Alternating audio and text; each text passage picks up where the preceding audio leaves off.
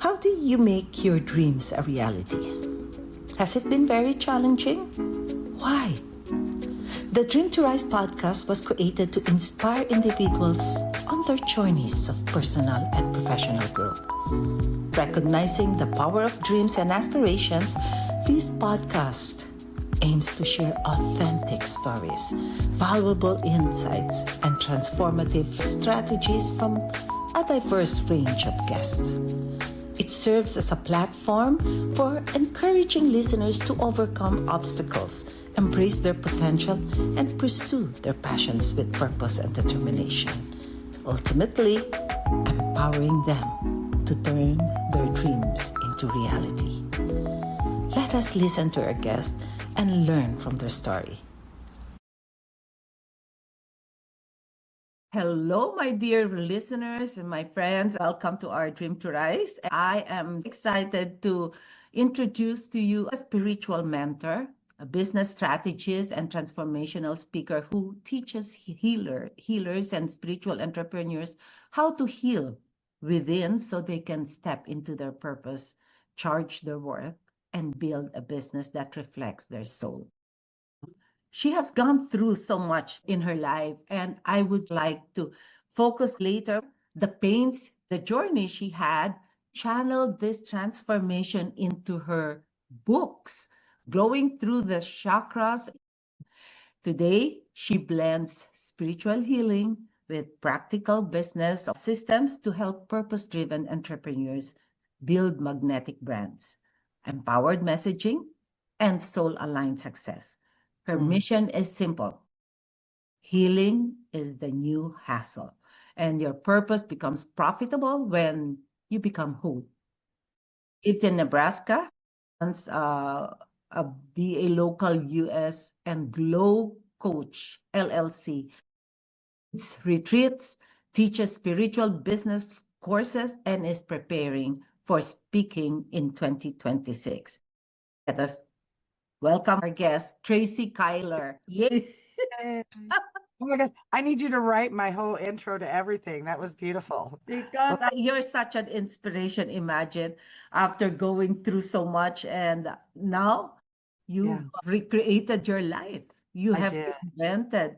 And that's what our listeners would love to hear. How can you now inspire? I'm sure you'll be able to inspire and empower our listeners with your story.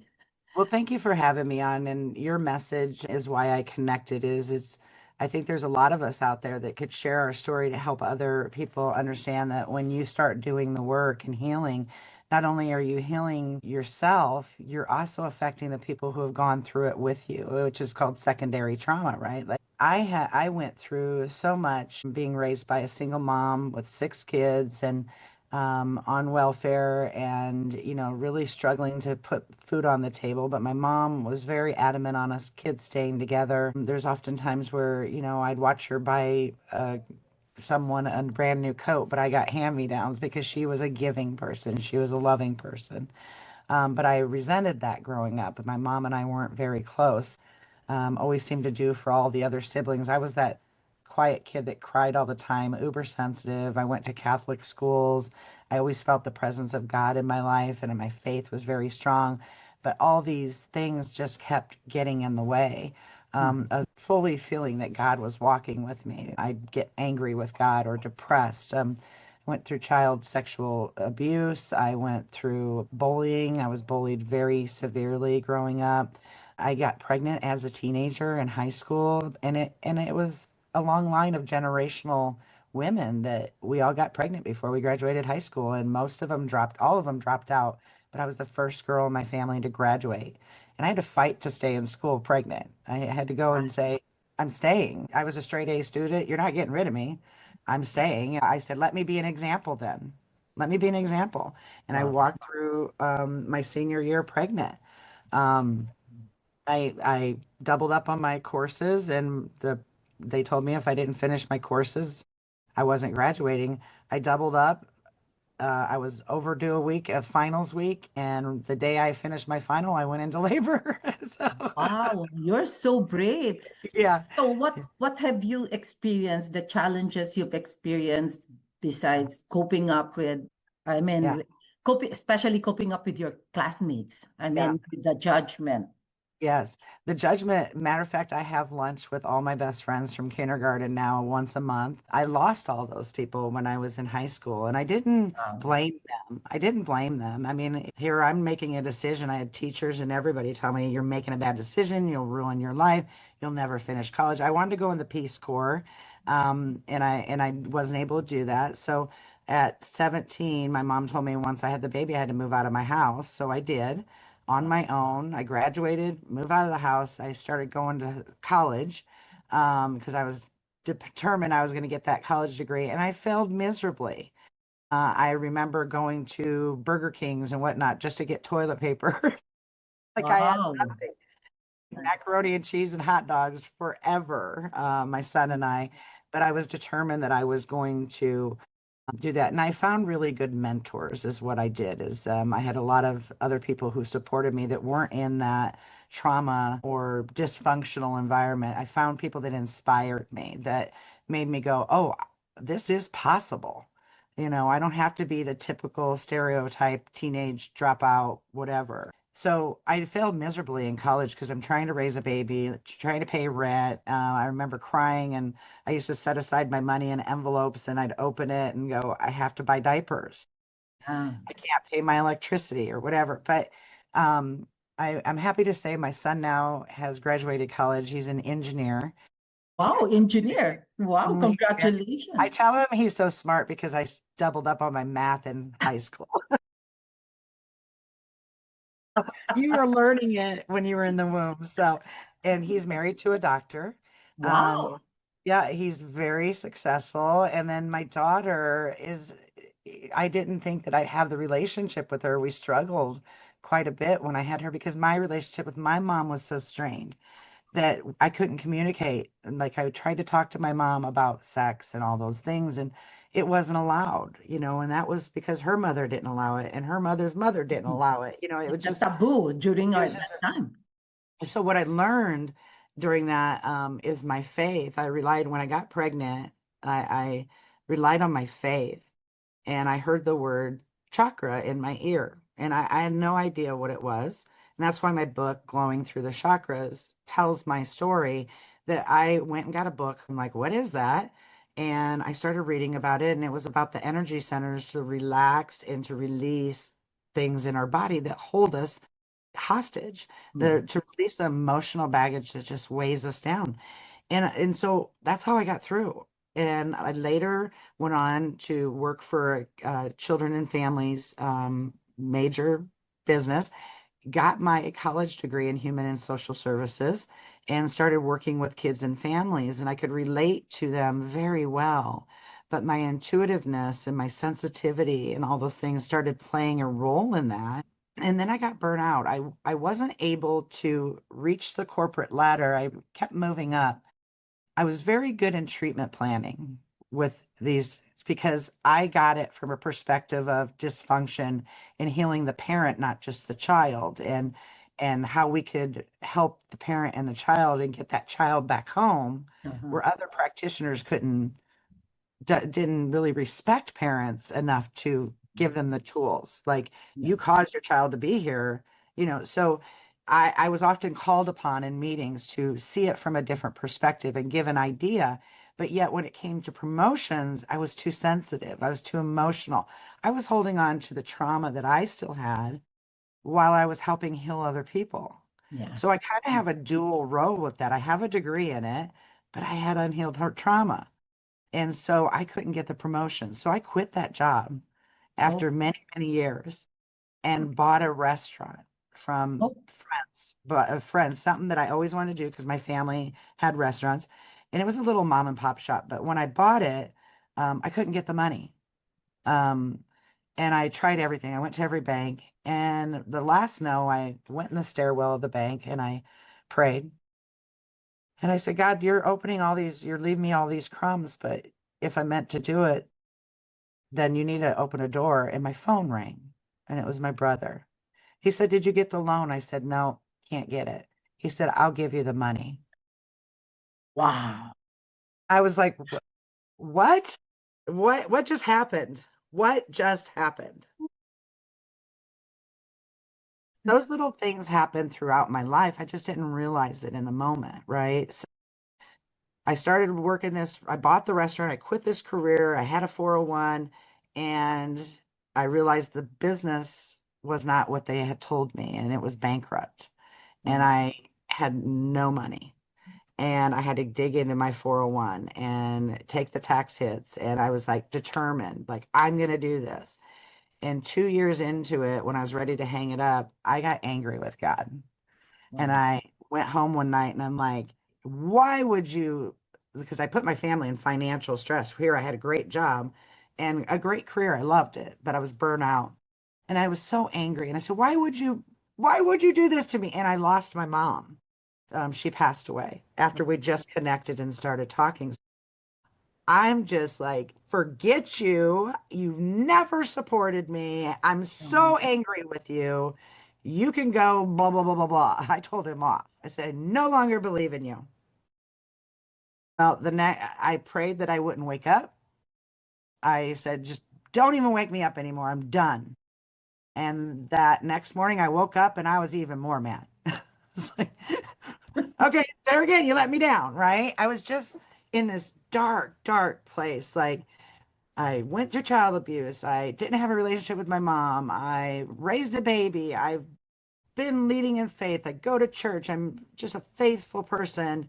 I follow my intuitiveness. I've helped children and families, but what for me? What for me? That's where I was at.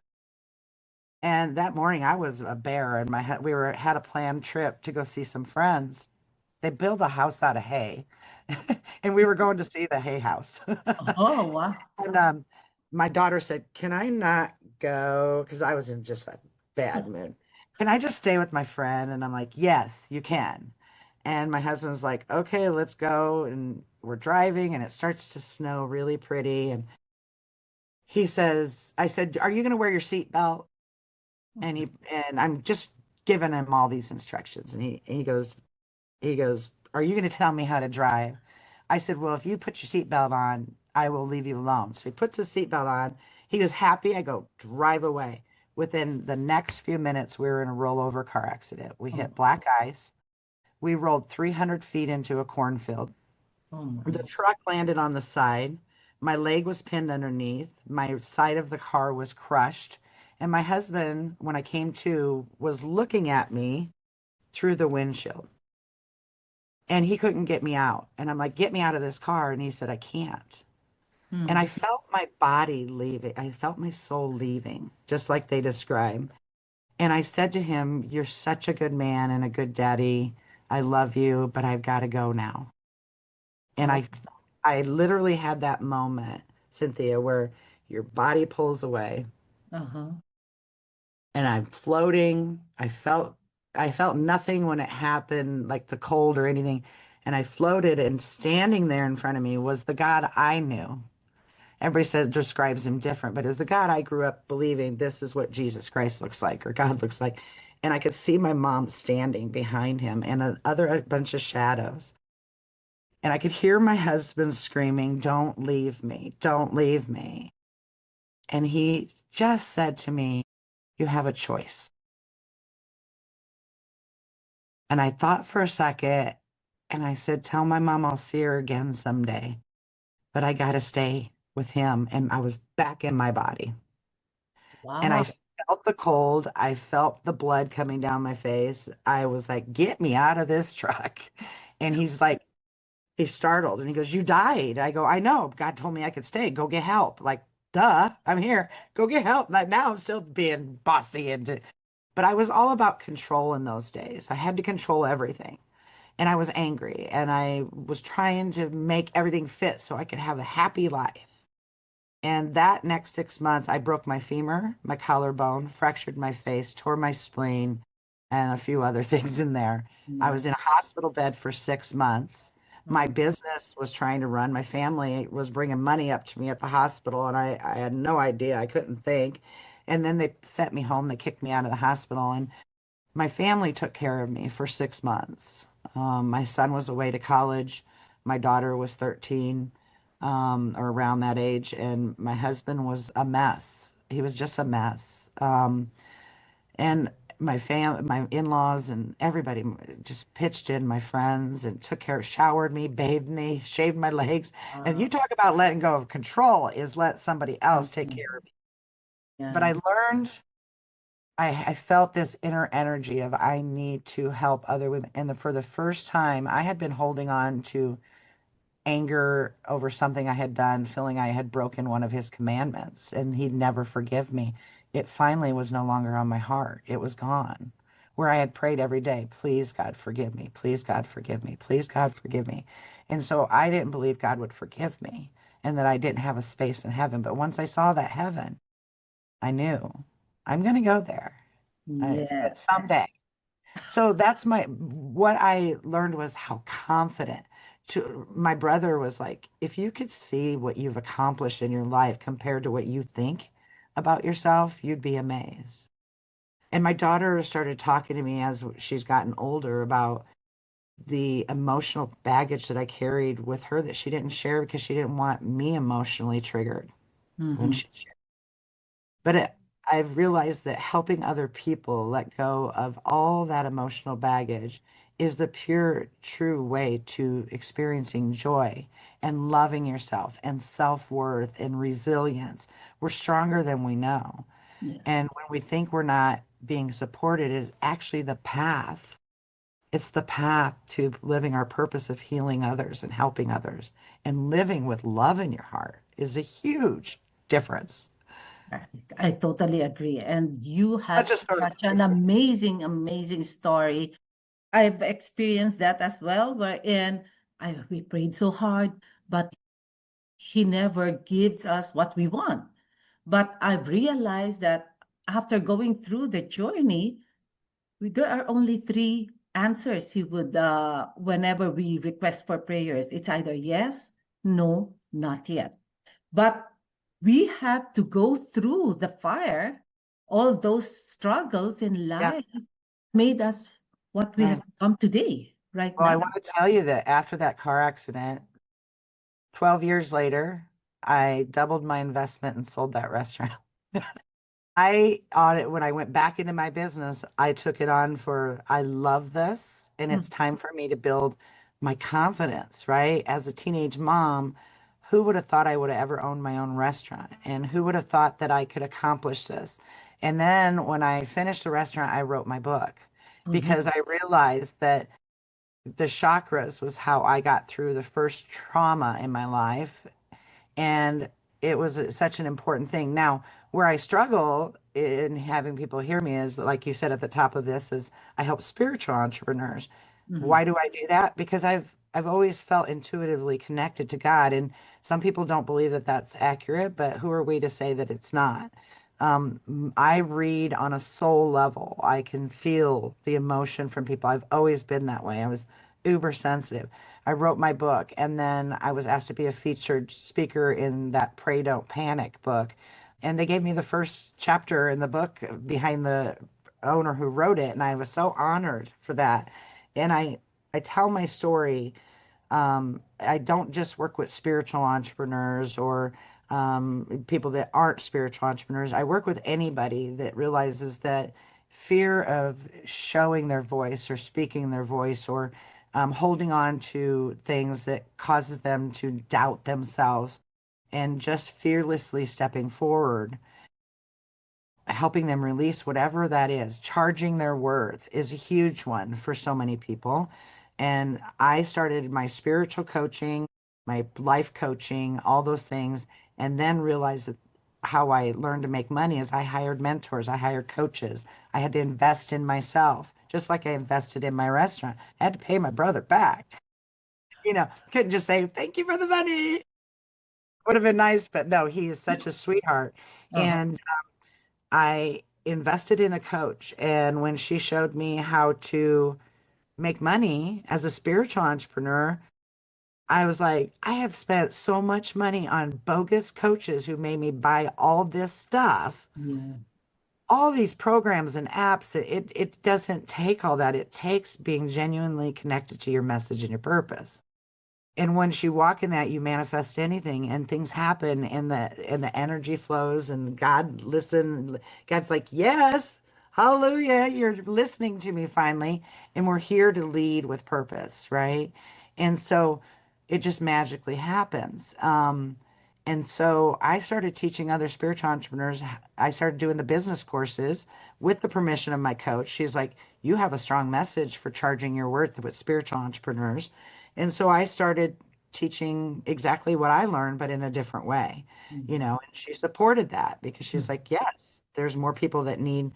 And now it's led into other entrepreneurs just saying, okay, well, how did you do this?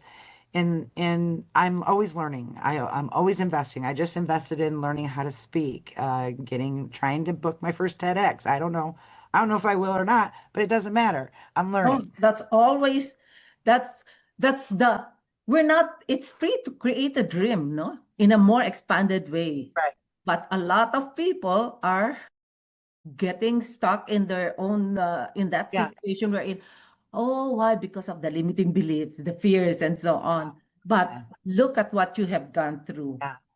Well, If my husband of 35 years has always supported me. He was Mhm. not the father of my baby. We had met before I got pregnant, but then we broke up and then met the father. And then the funny thing is the day I told my mom I was pregnant, I had my phone rang and it was him saying, "Hey, I heard you broke up with so and so. You want to get back together?" And I said, "I'm pregnant." And I just told my mom. He said, "You need a friend?" And I'm like, "Yes, please."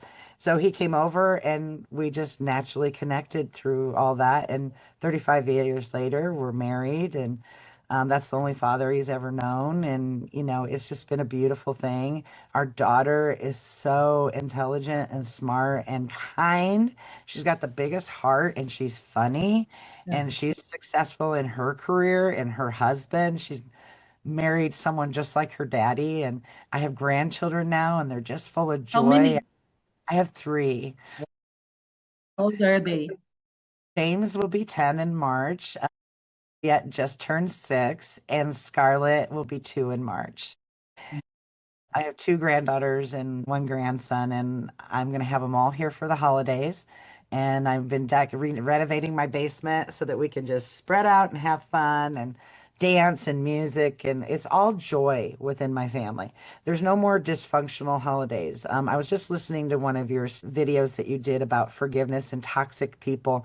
And you grow up thinking you have to have all these family holidays, and then it ends in like you want to see World War I have a family holiday where people don't they trigger each other or they gaslight each other, and then someone blows up, and I was that person always trying to keep the calm, and I Uh, don't do it anymore. It's like my kids finally said, "Mom, you're so nervous before your family gets here, and you spend all this time barking at us to clean the house and do this, and you make all this food, and then something blows up and everybody leaves, and you spend the next week in bed crying."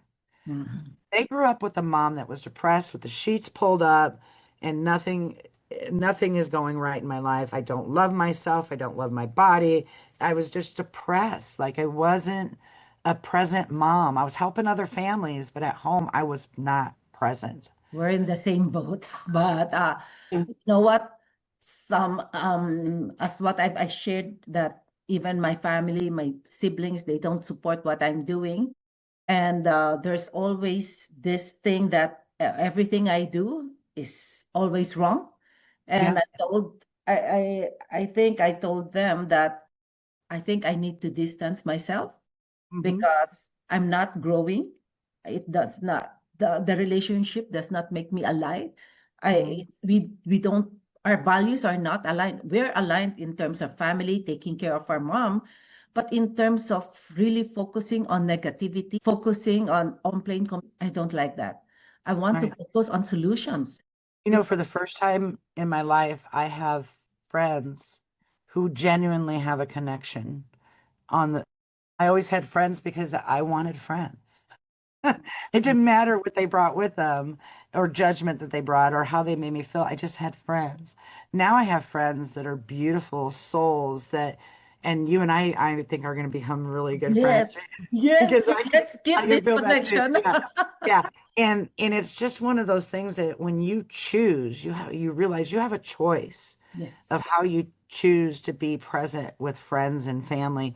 And I have a brother who doesn't speak to me, and I love him. And if today he walked in my life, I would tell him I love him, but I no longer tolerate the toxic. yes. He to do the healing himself so that he can realize the effect he has in that relationship with me. But that's okay. I still love him. He's my brother.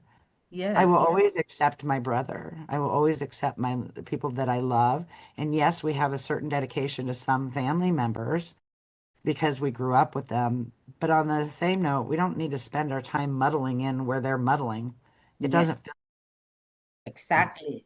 Now I've learned also to set my boundaries. Before, always give in. Yes. For 64 years, I always give in to them. Well, when I set my boundaries one time about taking care of my mom, they just stopped connecting with me. My mom, when she died, had written notes. I had given her a big cookie jar. It's called a biscotti jar. We're from Sicily, our family. I'm the only one that doesn't look Sicilian, so don't even ask. But my my my nana said, if you go to Sicily, you look just like all of them.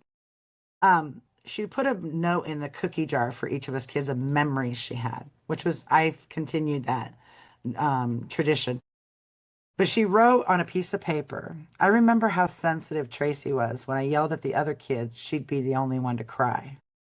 That right there explained my role in the family dynamics. I was the caretaker. I cared about everybody, everybody's feelings. I wanted to make everybody happy. I lived my entire life making other people happy. Yes. And now I make myself happy. And I had a very wise woman. I said to her one day, her name's Anita Shakina. I'm like, can't make up that name. Anita Shakina, and she's an older woman that I don't know where she is today, but I met her at a campfire kind of thing. And I said, she said, you remind me of a younger me. You like to educate women and fill in and you have this intuitive connection with God and the universe and all that. I'm like, yeah, I do. She recognized it. And I said, for the first time, I'm being selfish in my life. And she said, oh, no, no, no, no, no, no, no, no. We're going to reframe that right here, right now. There's selfless when you give to people. There's selfish when you're just, it's got like a no, no, no. And then there's self-full. When you can lead from being self-full, it's all there. You Mm. can take your time, you can do your boundaries, you can give, you can be joyful. It doesn't feel negative. It's just a beautiful space to be in. And from that day forward, I will always give her credit for that. I didn't come up with that. Anita Shakita did. And I Mhm. will always give her credit for saying that to me because it was so powerful to go, it doesn't have to feel bad to love myself and give to me first. And another thing, when you start really loving yourself, Oh, taking care of yourself, it just overflows. When you mention self-will, it overflows, and that energy that you emit or you right. give out, it gets transmitted to other people. Absolutely. And they mirror that back to you, and that's how you get this connection, Yeah. positive relationship and positive energy transmitting to each one of us, each Well, one. our siblings, this is a conversation I had with my brother because we got in a very ugly argument on the phone. He always sees me as that victim in being stuck. When I talk about trauma or things, he'll say, "Oh, I don't. Why do you still go back there?" And I said, "Because I do the work. This is the work I do. It's Mhm, not that I personally feel that way about myself anymore, but it's how I'm helping other people who were stuck there." And he's mhm, like, "Oh, I never saw it that way." But I started looking into secondary trauma and reading more about it. I always like to read about things I don't know. I think that's so important. And I realized this young man, him and I are 11 months apart. We're Irish twins. When I was being sexually abused, he was the one protecting me. When I got pregnant, he was right alongside me fighting off all those people calling me bad names. He experienced my trauma through me and became a protector that at 59 years old, I'm 58, I'm going to be 59 this next in wow. February. But he was the one also experiencing that trauma, even though he didn't experience it. So it was really important for me to understand, yeah, he's always going to see me as that victim, I had to help him understand, no, I'm not that. And then we had the best conversation, but I set my boundary. I kept saying to him, no, Mhm. why are you saying that I'm not stuck? Mhm. No.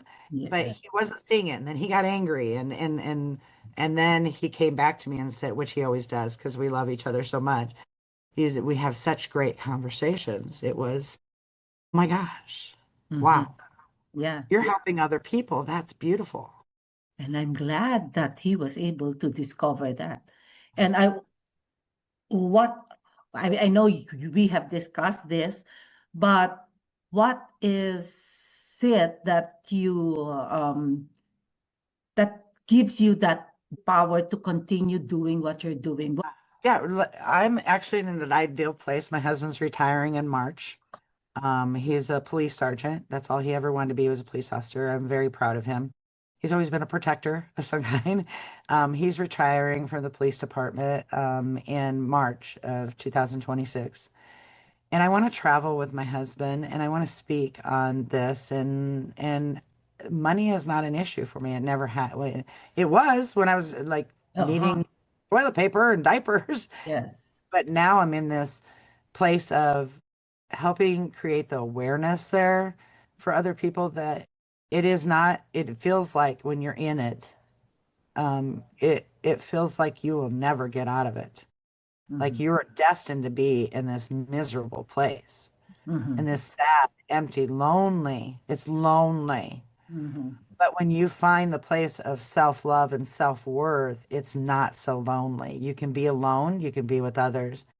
And what motivates me is this is the first time I've gotten emotional about this in a long time, Cynthia. So what motivates me is that heavy feeling and knowing that I might be, say, one thing or one impact on one person to not feel that anymore is super powerful.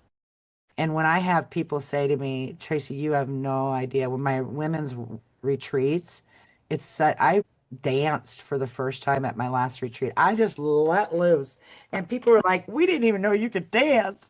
And it was so fun. And I didn't care. And I moved my body in ways that I haven't in a long time. And Uh-huh. there's no apologies. We are who we are. Yes. Whatever you feel brings you joy, let's just do it. So, um, when I have someone come back to me and say, "You have no idea," I say, "Yeah, I do. I do." It's so great. And then I have to make sure I set boundaries too. I have my clients become my friends. I don't, but it's not that it's just acquaintances, beautiful spirits connecting Mhm. together, right? Yes. Um, so it motivates me to know. And the last thing I'll say about it is my daughter had a huge impact on how I saw it. She came to me one day as an adult girl, which we now speak, could Uh-huh. have a normal conversation. It used to be, get this child away from me. She triggered me every time, but it reminded me of my mom and mine and the contentiousness.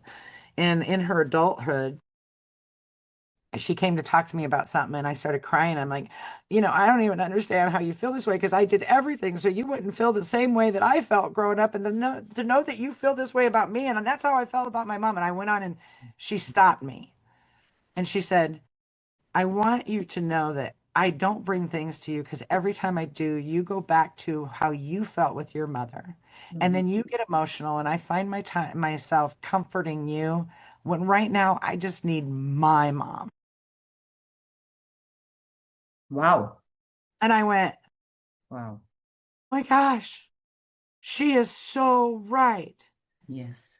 And she started to share with me that being vulnerable to share her feelings was not something she did because Mhm. that's where I always went. And she knew how painful it was for me to think about my mom Mhm. because I always brought that emotion back to me. And Mhm. she said, I didn't want to trigger your emotions. I didn't want to hurt you. So I just didn't share with you. Mm, wow. It was so powerful That's for me. powerful. Yes. That's I powerful. stopped from that day forward Mm. bringing up my mother to my daughter. And it's true. She didn't have to deal with sexual abuse, child abuse, and she didn't have to deal with, she did deal with bullying, and boy, did I help her handle that one really well because I Wow. was ready. Let's try, stand up for yourself, set your boundaries. Um, and we can look back on some of that stuff now as she's an adult and a mother. That made a big difference. We have the best relationship. Tonight, she invited me with her friends and their mothers to play bunco. I don't know what bunco is, but I'm going. You know, um, we we have this connection now, and she says, "Don't apologize. Stop apologizing." Because I was like, "I'm so sorry. I was depressed. I was sad. I didn't even know I healed, and I didn't think how that affected you. Secondary trauma is huge. You have to do the healing. You have to do the work. You have to find mentors and coaches and read books and always be, that's what it Learn. motivates. Continue learning. You have Yes. to learn. You have to Yes. educate yourself. And I'm glad that that's the relationship because like me, I was raised in a with a mom, a parent, the parents who are very strict. Do Mhm. this, do this. When I tried raising my kids, applying what I've learned from my parents, it's not working. And I could see that my children were distancing themselves from me. Yeah, And I don't want that to happen. I want to have a close relationship with them as friends, as a right. mom. There was one pilot study that we were doing at the World Bank. Do you show appreciation? So I tried asking my children, did I show appreciation? Immediately, both of them said no. Oh, No. And I stopped and I asked them why. Because never did we hear you appreciate what we have done. Like in school, when we give you a score of 95 out of 100, how come it's not why? perfect? My Ah, mother did that to me. yes. And Why'd then, you get the A minus? Why isn't yes, this a plus? yeah. When they get 100, oh, there's an additional question. Why didn't you get 100? Why? So, I was raised that way with my mother, and I yes. inherently did it to my children, right? Exactly. And then that was a time for me to really reflect on myself. Should I apply what I have done and look at me having this um, bad relationship because of that? Because they were really strict is okay, but in a proper way. But then if it goes beyond wherein you're putting down your children, then it's no longer healthy. Right. And from that time on, well, I apologized for what I did because I was raised like that. And I tried to adjust. And his generation, we have to, and now we are friends. Yeah. They would always, just like what I shared with you, they called me, FaceTime me, Yeah. and that's what I appreciate rather than staying, avoiding me because she might react again. Yeah. That's what I don't like. What's fun is my family's very funny. We make fun of each other all the time. When I was growing up, it was more of, not being kind. But my children grew up with a very, very good sense of humor. We have a lot of fun in this family. We play reindeer games, and it's very competitive. And for the Christmas, and my grandkids are learning, like, I need to beat grandma. I need to beat her. I need to beat Nana. I like legitimately beat her because she gonna beat me. She ain't gonna let me win. But it's forgiveness when we feel it, others around us feel us, it just ripples, right? Forgiveness is for us, and not apologizing for what we did. I can't go back to those days of pulling the sheets up and not being a present mom, but I sure can do something about it now. I can be totally present and listen to what my daughter or my son says and be present. Best relationship with my daughter-in-law and my son-in-law, and I respect them as parents. I don't disagree with them, but when I do disagree, they listen. So I'm not that person always giving my opinion because they're going to do it their way.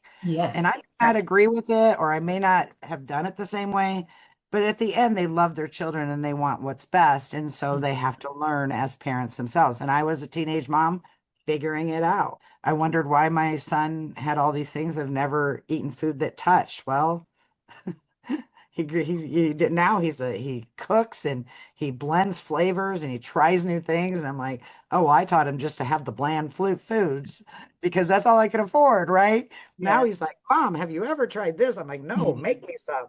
Oh, So it's loving yourself. You can then appreciate and be present now. It's not about going back to the past and reliving all of it or rehashing it. It's about saying it happened. I can't do anything about it. I can't worry about the future, but I'm going to be right here, right now. yeah. That's Work it. on, yeah, live at the moment. And then The rest just figures most out. of the time when we focus on the past, so there's always pain. When we focus on the future, you feel anxious, there's Mhm. fear. Yeah. So why not live at the moment and be grateful for what you have? Right. And you feel more abundant. You feel Right. more, a lot happier than before. And you tend to stay away with those negative thoughts Yeah. Yeah. For because, sure. yes. So now I've heard that I've heard already your plans, but I want to ask you, what are your goals for the Oh next 12 months? But my I've heard gosh. that Yeah. the So your I have a women's retreat, my fourth annual one next July. Already I only have 3 spots left. It's people book it. It's like, I'm coming next year. I'm coming next year. So I've got a women's retreat next July in Kansas. My husband retires in March. We're going on spring break to Sedona uh, with my son and his wife and my 2 grandchildren. I'm going to look at places to do another retreat in Sedona there. I love when I can bring women together and just beautifully connect. And a lot of them make friends, and um, so much happens on those. I have a goal of going to Italy with my family. My family's from Sicily.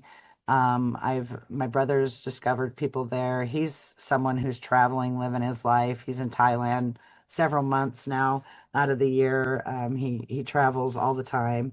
Um, I'd like to speak and be on stages, and it for me, it's about just, I plan to visit every national park with my husband. We want to get on the road. I love roadside karaoke. You'll see on my Facebook page, my husband and I, my daughter's like, "You put that on public?" I'm like, "Yeah." And she's like, "Mom," and I'm like, "I don't care what I look like or what like. I'm having fun with my husband on the road." Um, exactly. I want to be. My husband and I have been doing projects around the house, which is why I'm blurred right now, as I have a huge project going on behind you in my basement. I just want to travel, speak, and enjoy myself and go back to that young love that my husband and I had when we were teenagers, making it happen, Um, life got busy. We raised children, and I want to be present with him and fall in love all over again. You get in that stagnant space where he's got his things going, I've got my things, and sometimes we're like, did I even speak to him today? He's upstairs, I'm downstairs. Um, we've always been there for each other, and we just want to have fun. We Uh, want to take our grandchildren traveling, and show up at a baseball game. Just because it's 3 hours away doesn't mean we're not going. mhm. Yes. Well, I Um, could see that you're really very determined and intentional in terms of your goals. But yeah, what do you think in terms of your other goals? What do you think will be your major roadblock in achieving some of your a roadblock. uh Yeah, so I've always struggled with my weight, right? uh, So I'm on this journey of eating healthier foods and taking the time to step away from the computer. I'm a workaholic. I will work, work, work. So taking time to step away and exercise. And right when I get motivated, I always said, oh, the wool gets pulled or the rug gets pulled out from underneath me. My husband will show up with my favorite dessert, and I'm like, stop doing that. Just giving myself some leeway that I'm not going to always be perfect with that. I've lost 30 pounds in the last year. I've been Wow. really focused on it. I got my heaviest last year and I said, oh, no, no, no, no, no.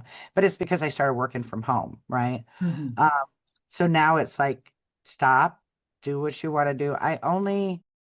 Saying yes is my roadblock.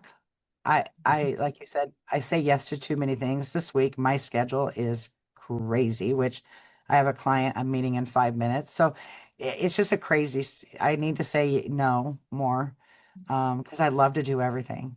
Oh, That's my biggest roadblock. okay, thank you. And then what is now give before we end, what advice would you like to share with our listeners? Yeah. I would just say that some of us don't realize where we're blocked. I actually did a free assessment on my website. People can go and find out if they're into the chakras. They can go and take the free assessment, and it's a self kind of thing. I like to speak on it in my Facebook group and just kind of, it's free. I'm talking about it just like you do on yours. Just talk about it. Just make people aware of it. So Mhm. I would say find people who you resonate with. There's a lot of coaches and different people online, and some of them are bogus, but there's real people there doing really good work. And when you feel it too in your bones, and this is speaking to me, that's the right person. Mhm. Release all those other groups and coaches and whatnot that doesn't resonate with you, and you'll quiet that clutter in your mind, and it will start to really make a difference for you. It's my Exactly. biggest advice. Yes, yes, because it's so hard to please everyone. Yeah. So, just you have that feeling, that inner calling, that where to get that energy. Yeah. Me, I already get that energy from you, and I Yeah. feel that we are Right. connected, We're and connected. Yeah. I just love the connection now, and both of us now we have a mission to accomplish, and that is to help other people. And to support each other. There's not many women who can do it with pure love.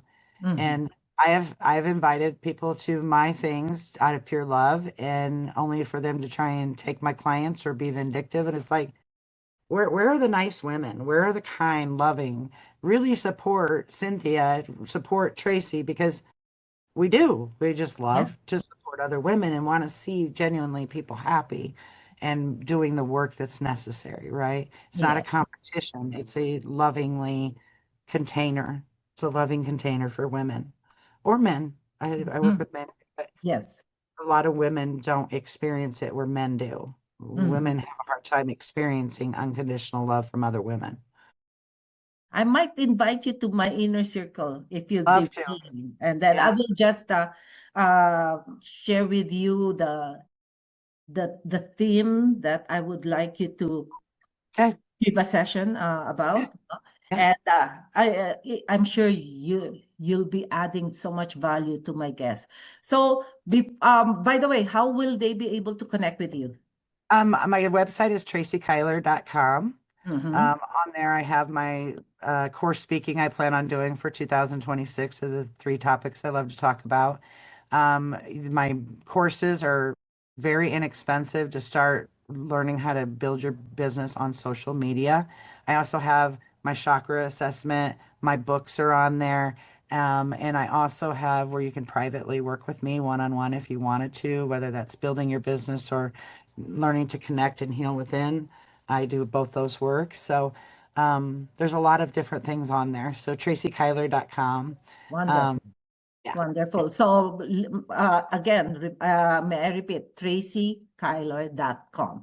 Yeah. So please get in touch with her if you have problems in terms of how to reinvent or recreate your life. Tracy will be here to help you out. Thank So you, Cynthia. thank you so much, Tracy, for being here with me. And I'm sure a lot of our listeners have gained so much from your story. And to all our listeners, till our next episode, thank you and have a blessed day to all. Bye bye.